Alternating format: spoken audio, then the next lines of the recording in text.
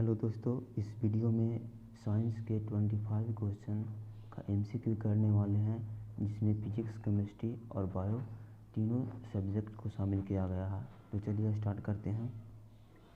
Blue baby syndrome किन लक्षणों के कारण होता है? तो ब्लू बेबी सिंड्रोम होता है नाइट्रेट लवणों के कारण होता है। किसी तत्व के परमाणु का परमाणु क्रमांक 17 है तथा द्रव्यमान संख्या 36 है, तो उसके न्यूक्लियस में न्यूट्रॉनों की संख्या कितनी होगी?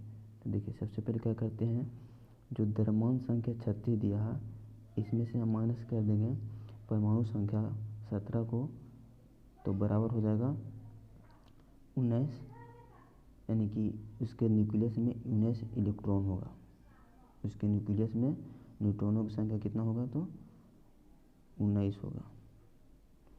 नेक्स्ट क्वेश्चन करते हैं, किसी परमाणु के 3 आधारभूत अवयव कौन सा होता है? तो किसी भी परमाणु का 3 आधारभूत अवयव होता है, प्रोटॉन, न्यूट्रॉन और इलेक्ट्रॉन होता है। पीतल किसका बना होता है? तो कि पीतल एक मिश्र धातु है जो बना होता है तांबा और जिंक जस्ता का, तांबा और जस्ता का बना होता है। रेफ्रिजरेटर खाद्य पदार्थों को खराब होने से बचाता है, क्योंकि देखिए इसमें क्या होता है कि इसके न्यूनतम तापमान पर जीवाणु तथा फंगस क्या होता है, निष्क्रिय हो जाता है। कोई पिंड ऊष्मा का सबसे अधिक अवशोषण करता है जब वह हो, अर्थात कह सकते हैं कि यदि कोई वस्तु काली और खुरदरा होगा तो क्या करेगा, ऊष्मा को सबसे ज़्यादा अवशोषित करेगा। कहता है कि लकड़ी की एक टुकड़े को पानी के नीचे पकड़कर रखने पर उस पर कितना उत्प्लवन बल लगता है? तो वस्तु अर्थात लकड़ी के भार के बराबर उस पर उत्प्लवन बल लगेगा। देखिए, उत्प्लवन बल का नियम आर्किमिडीज दिए थे। घड़ी के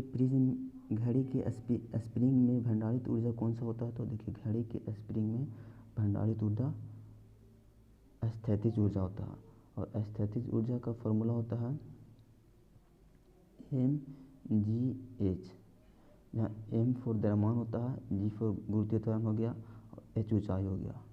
अर्थात ऊंचाई जितना बढ़ाएंगे स्थैतिज ऊर्जा क्या होगा, उतना ही बढ़ता चला जाएगा। निम्न में कौन सा विद्युतीय चालक है? देखिए, ये लवण जल है ना, जो विद्युतीय चालक है।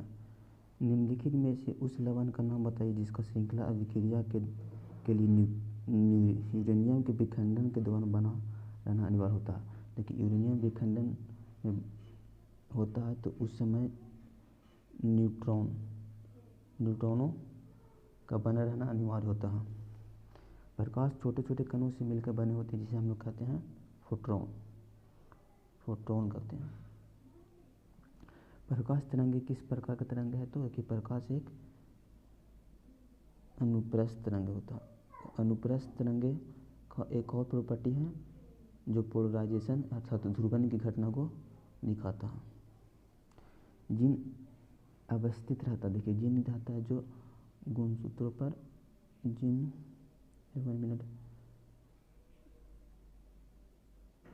जिन गुणसूत्रों पर पाया जाता है वो भी रेखीय क्रम में। साइटोलॉजी, देखिए साइटोलॉजी बोला जाता है कोशिका के अध्ययन को बोलते हैं साइटोलॉजी। प्रकाश संश्लेषण होता है, देखिए प्रकाश संश्लेषण कहाँ होता है? तो प्रकाश संश्लेषण होता है न्यूक्लियस में। प्रकाश संश्लेषण होता है क्लोरोप्लास्ट में। जीव विज्ञान शब्द का प्रयोग सबसे पहले किसने किए थे? देखिए, जीव विज्ञान के शब्द का प्रयोग सबसे पहले लेमार्क और ट्रावेरियंस, 2 साइंटिस्ट थे। इन दोनों ने मिलकर ही जीव विज्ञान शब्द का प्रयोग किए थे। वनस्पति शास्त्र का जनक किसे कहा जाता है? तो वनस्पति शास्त्र का जनक कहा जाता है थियोफ्रेटस को कहा जाता है। आनुवंशिकी एवं विविधता के बारे में जानकारी देने वाले वनस्पति विज्ञान के शाखा को कहते हैं आनुवंशिकी इसको बोलते हैं। पौधों को नाम देने वाला विज्ञान कहलाता है वर्गिकी। पौधों को नाम देने वाला विज्ञान को बोलते हैं वर्गिकी। साग सब्जी उत्पादन करने वाले पौधों का अध्ययन कहलाता है ओलोरीकल्चर। क्या कहलाता है? ओलोरीकल्चर। इसको ओलोरीकल्चर बोलते हैं। पौधों में फ्लोएम मुख्यतः उत्तरदायी। देखिए, फ्लोएम है एक तरह का जटिल ऊतक है, जनरली पादपों में पाया जाता है। ये क्या करता है? आहार नाल के लिए अर्थात आहार वहन करता है, मतलब खाद्य पदार्थों का वहन करता है पौधों में फ्लोएम। एक वृक्ष की आयु का पता किसके द्वारा लगाया जाता है? तो एक वृक्ष की आयु का पता उसमें उपस्थित वलय की संख्या को काउंट करके लगाया जाता है। वार्षिक वलयों की गिनती करके लगाया जाता है। इसका राइट आंसर हो जाएगा। बारूद का आविष्कार किसने किया था? तो कि बारूद का आविष्कार किए थे रोजर वेगन नामक साइंटिस्ट थे, इनके द्वारा किया गया था।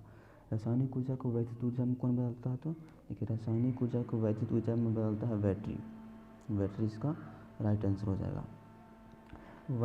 वर्गीकरण प्रक्रिया के दौरान निम्नलिखित में से किस पदार्थों को मिलाने से रबर का कठोर बनाया जाता है? तो देखिए, रबर को अगर कठोर बनाना है तो उसमें सल्फर को मिलाया जाता है। रबर को कठोर बनाने के लिए सल्फर इसका सही आंसर होगा।